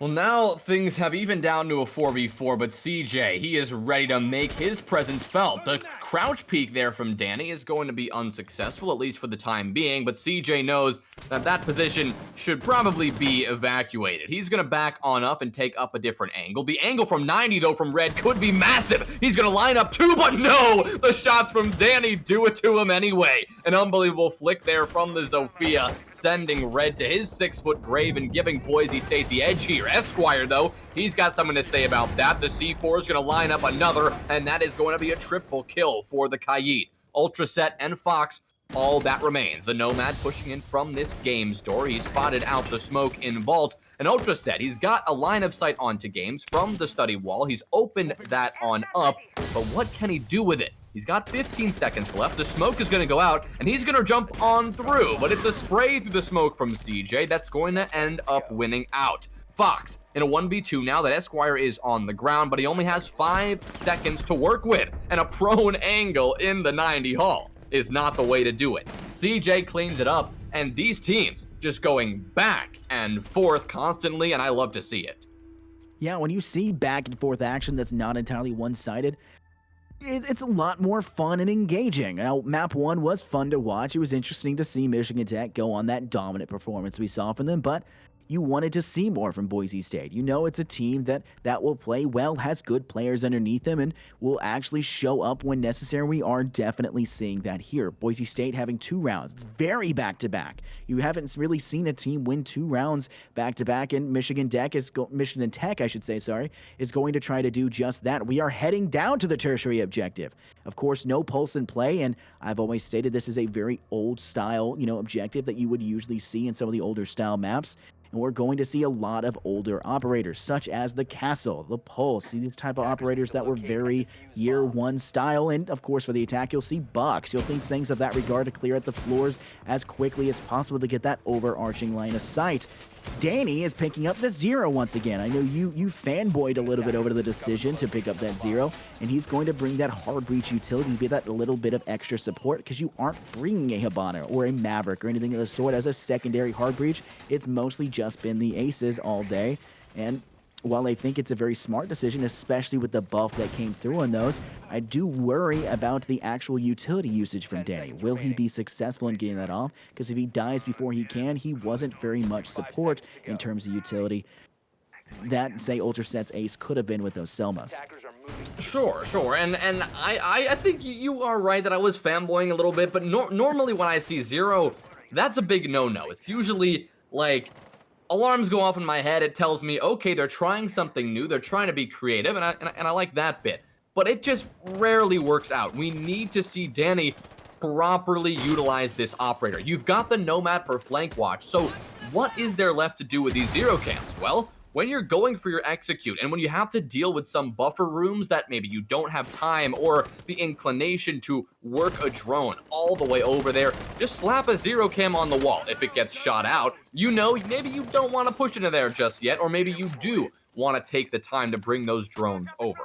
On the contrary, you could just send it on in and waste your utility, something that Danny wanted to do last time around. Hopefully he'll learn from his mistakes, though, and polish that up on this top-down clear.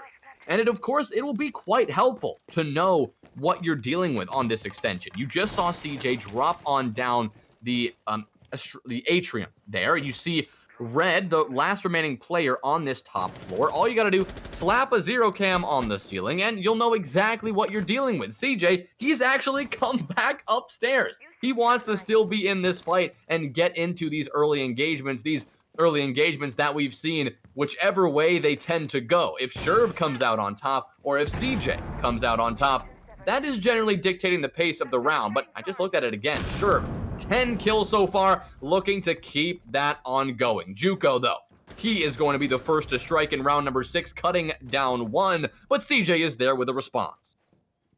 You take a look now, and it's a 4 versus 4, and you do have the attack. Oh, Danny's stepping into the breaching charge, but you do have the attack taking the position upstairs.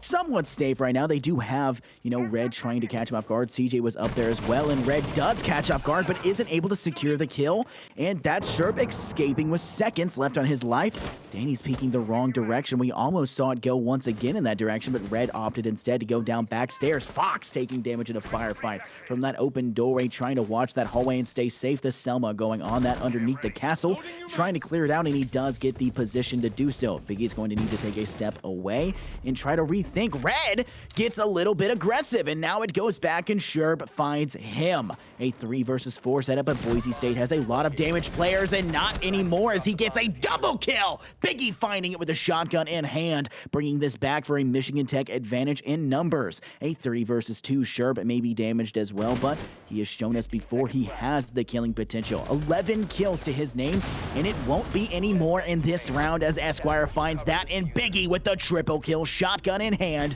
to finish off Danny, giving Michigan Tech, I believe, the 4-2 scoreline at the half switch.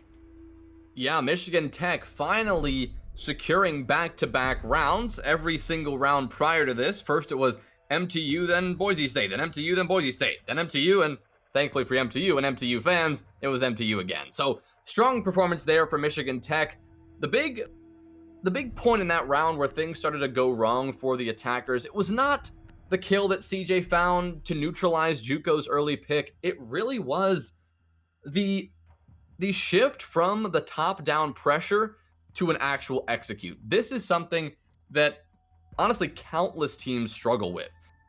going from your vertical pressure to an execute takes a lot of time and a lot of repositioning. And if you don't do it early enough, if you don't prep for that execute early enough, you're going to end up getting separated and playing as individuals. And that is going to cost you in the end. That is what we just saw Boise State struggle with on that attack. They had the vertical pressure, they got the top down clear that they wanted, but they did not have enough time and have enough manpower to actually make an execute happen on the bomb site. They never got there. We saw two players push on in through Memo, but of course they met the M590 that Biggie was wielding. There was no vertical pressure at the same time to support that push. There were no lines of sight being established from Trophy, a line of sight which is very possible to establish, mind you. Like, there were so many things that could have gone a bit better there, but Michigan Tech just did a good job at realizing what Boise State were not doing properly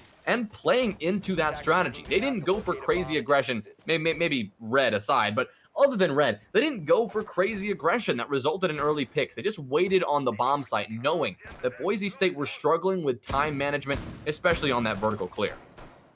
When you take a look now, we're finally seeing Boise State, when they get the chance to be on the defensive side, they're also playing that heavy roam. When we watch Michigan Tech do this, they had one situated over inside of games and one over an Aviator, but we're seeing two over an Aviator now. Sherb's hanging out behind the shield, which we didn't see as much of a presence of from the Michigan Tech defense.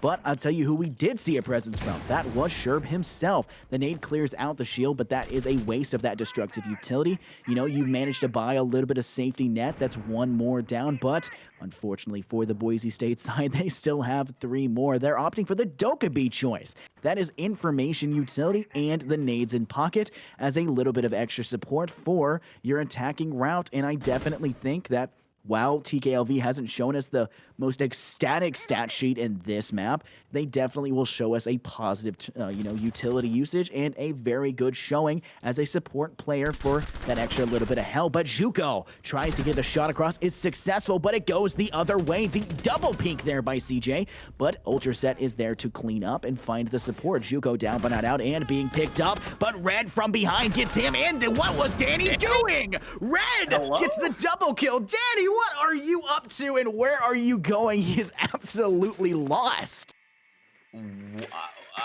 What, Danny? What are you doing, man? That was weird. All right, okay.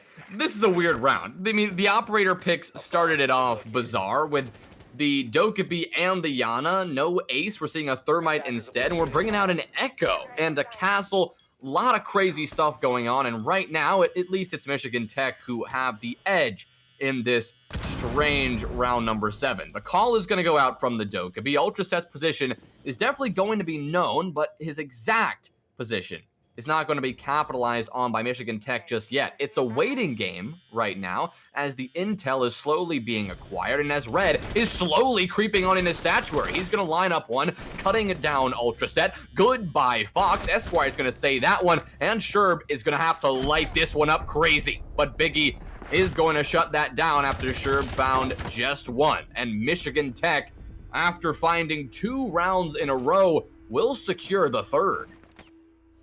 Oh my goodness, all of that kind of situated for Michigan Tech in a positive direction. You lost CJ after he got an amazing shot onto Juco after that trade. He monkey swung around, something we've been emphasizing a lot, the monkey strategy from CJ, swinging every angle possible. And while he did lose his life pretty quickly afterwards on that swing to Ultraset, it did set up the kill onto Juco and the strange kill onto Danny, where Danny stepped out widely into the open, and much like the song says, Danny, are you okay? I want to ask him the same question. I mean, you step out not sure what's happening, you know you got killed. I mean, maybe the information wasn't going. There's a lot happening in comms. It's one of those situations where you kind of wish you were able to hear the player comms. Maybe they are recording this. Maybe there's something they look back at and check the VOD to check back and, figure out what exactly went wrong. And there was quite a lot that did go wrong. Maybe clear your comms a little bit more, make it a little bit more pristine. But speaking of pristine, Sherb is on a 12-kill spree. I mean, this man is going insane right now. His team is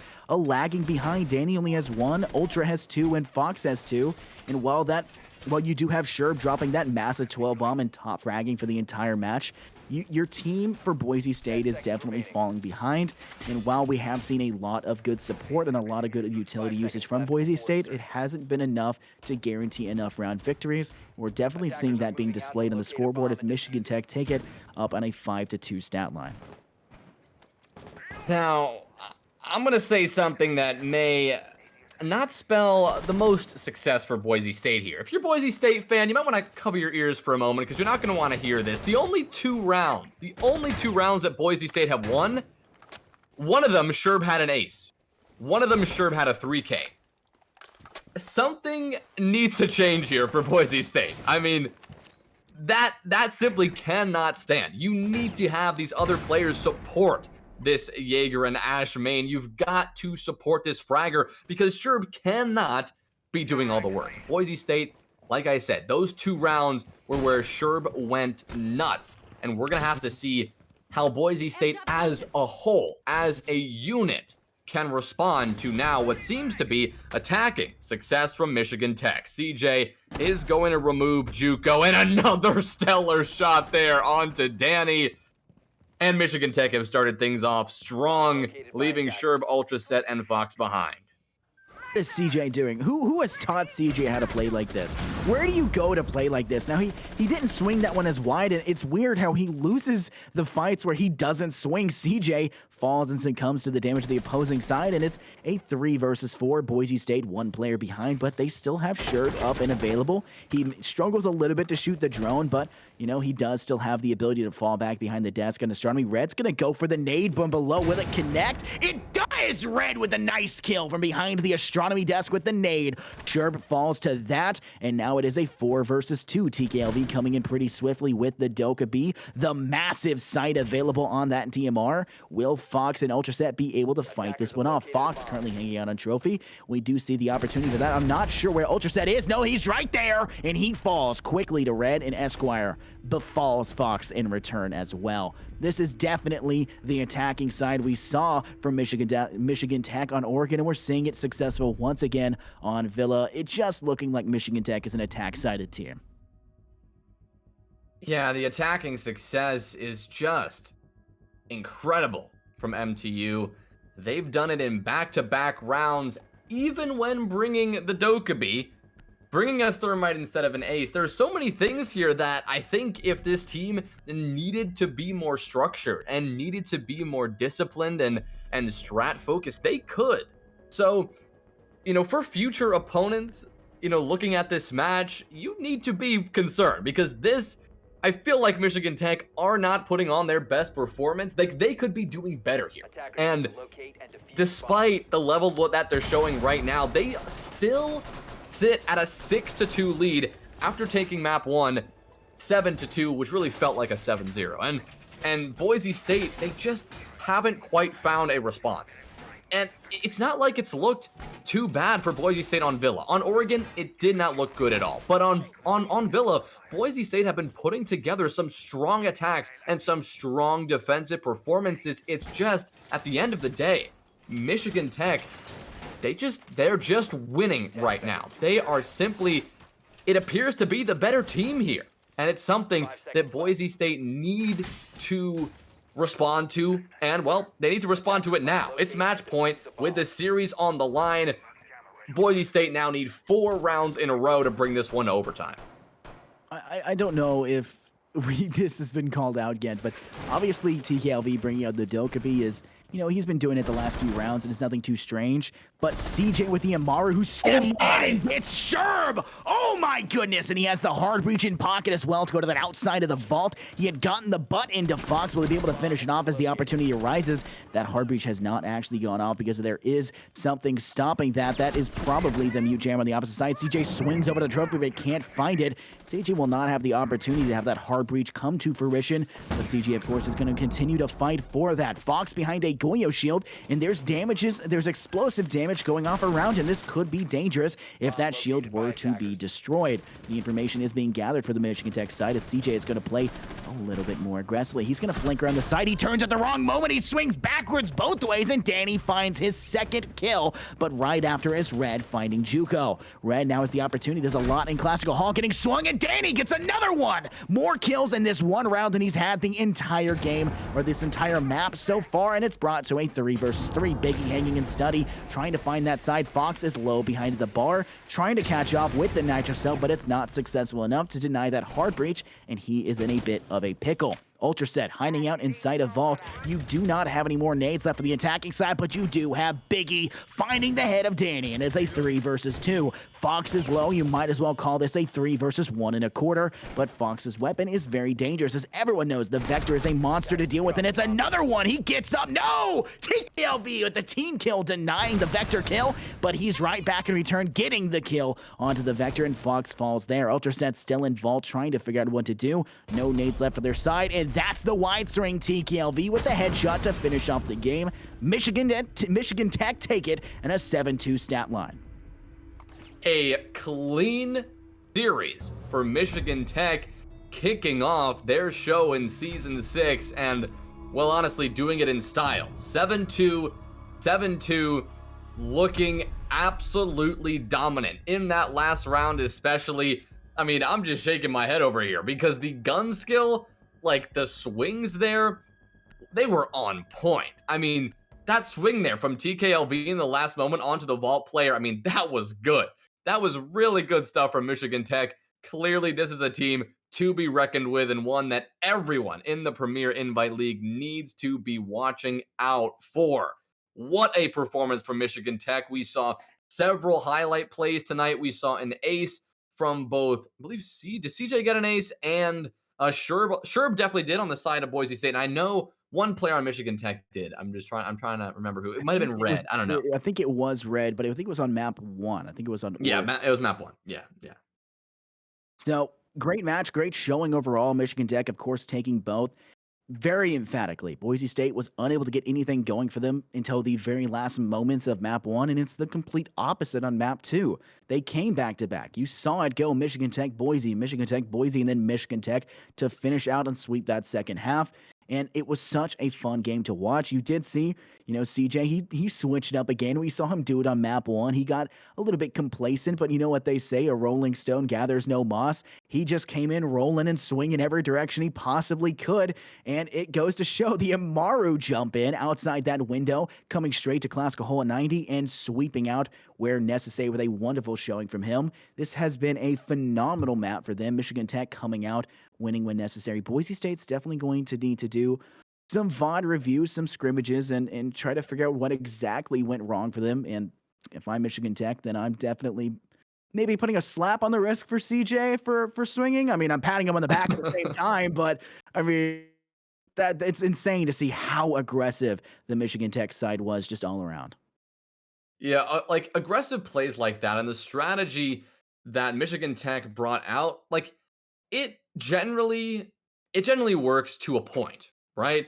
Normally your opponents will eventually realize what they're dealing with, and they will adapt by just waiting for you to swing into their open arms. The adaptations, like bringing up that word adapt, I think that's really what Boise State were missing out on here. They were close. They were moments where they did change things up, but the overall big picture changes in terms of how they wanted to hold a site, or like what they're going to pull out of the strat book, we didn't see enough of those changes. There were a couple, but it really wasn't huge, and it really wasn't, well, clearly wasn't instrumental in allowing them to find more rounds out of this series. Only finding 4 at the end of the day. That is not how they wanted to start off this season. Obviously, Michigan Tech is a very strong team, and they were no doubt the favorites here. But Boise State is a team to be reckoned with as well, but just something wasn't clicking for them tonight. Yeah, I mean, obviously it was a phenomenal showing. I did enjoy watching Boise State. I mean, Sherb was a monster to try and watch and keep a hold of. The main reason, like you had said, he had to get like a 3K and a 4K to actually get those 2 rounds even under their belt for Boise State, or an ace, sorry, for one of those as well. And it was just a great showing all around. It's just a lot of small mistakes that eventually surmount to the one big mistake in each round, which is inevitably losing that round. And of course, if you count those rounds as small mistakes, they lead to the big mistake of losing the map and, of course, the game. But we are interview ready, and we are actually bringing in Esquire for the Michigan Tech side. We'll bring him in. We'll ask him a couple questions. JZ, do you want to start him off? What do you have to bring to the table? Oh, sure. Well, Esquire, first of all, just want to ask how you're feeling after that dominant victory. I'm feeling pretty good. Well played by Boise. GG's to them. We're finally getting back in our groove, and so I'm having a great time. Well, you definitely gotten your groove on map 2. You put up some impressive numbers, but I do want to talk a little bit about map 1. There were a couple of things I wanted to highlight, especially the rush, well, pretty quick execute, let's say, onto the basement bomb site when you were attacking towards the end of your very successful Oregon half. Where did that who made the call? When did the call happen? And, how was that round able to just be so easy for you guys? So we like to kind of mix it up a little bit every time from our defaults. Generally, that call's coming from CJ for more of a fast execute. We find if we put that in somewhere, if you're going slower, if you're going a little more methodical throughout the round, you throw that in. It's generally not expected. You can catch people out of position, and it's a nice thing just to sprinkle in there every once in a while. Well, great. I do want to talk a little bit about what didn't go well on Oregon. I guess it was only those 2 rounds at the end after you up 6-0.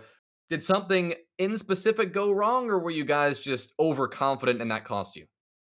It was probably just a little bit of overconfidence. We were just having a little bit of fun trying to do something here or there that probably wasn't ideal, but I know as soon as we saw it wasn't working, we made sure to get back to our roots and play the rest out pretty well. I think. Yeah, I think CJ vaulting out of a window as a smoke probably indicates that strategy just a little bit. But the last thing I guess was on Villa. You guys started out back and forth, and all of a sudden you just ran away with it. Was there something that happened that you realized what you could do to counter Boise State, or was it just the natural progression? You guys going to attack being successful? So I think this is just us getting a little bit more used to our roster. We have a new roster this season, two new guys. I'm one of them.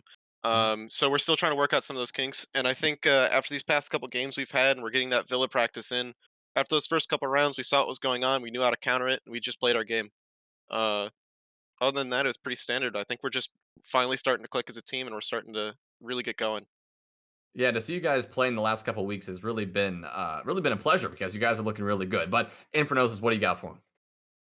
Now, I just want to make a comment and then I'll ask my question. You had stated that that strategy that Jay-Z here talked about going in really quickly on that round 5 push for that basement hold. You said, CJ is the one who makes that decision. That doesn't shock me in the slightest because CJ is the guy that's coming in swinging in every round, no matter what the situation is.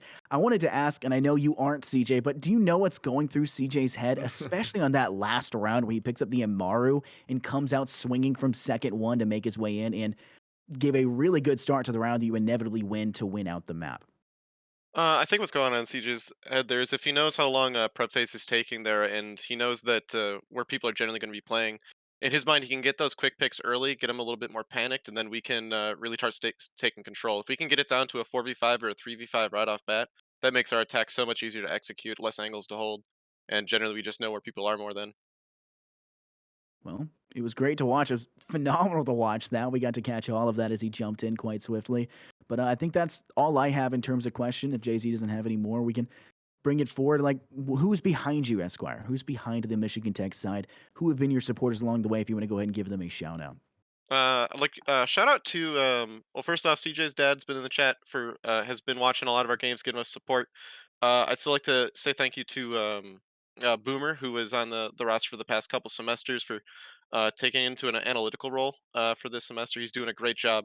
He's helping us out, especially helping me and Biggie out and adjusting to our new roles on the team. And then as well, my own parents are also supporting us through this all. So just shout out to them as well, everyone here at MTU who's supporting us every match, and everyone else who's watching the games. All right. Esquire, thank you for the interview, and we look forward to talking to you in the booth potentially in the future with some more wins. Yeah, I look forward to it. It's good talking to you. Yeah, have a great night. Thank you. You too.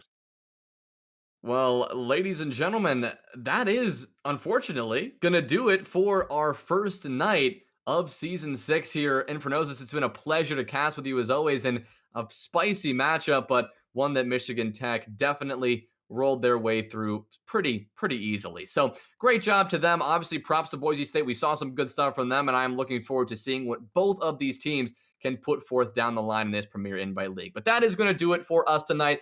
Thank you all for tuning in, and I guess I'm not sure exactly when our next stream is going to be, but stay in the Discord. Keep an eye out for Twitter announcements. Keep an eye on when we're going to be back here with some more Siege action. But until then, my name is Jays Wills. Infernosis joining me. Tango Mango down on the sticks and producing. Want to say thank you all for tuning in and have a great night. So long. Down the night, coming just like the sunrise. You know that we're gonna let it rain. Tonight, we're gonna let it rain. Tonight, we're gonna let it rain. Just like the sunrise, we're gonna let it rain.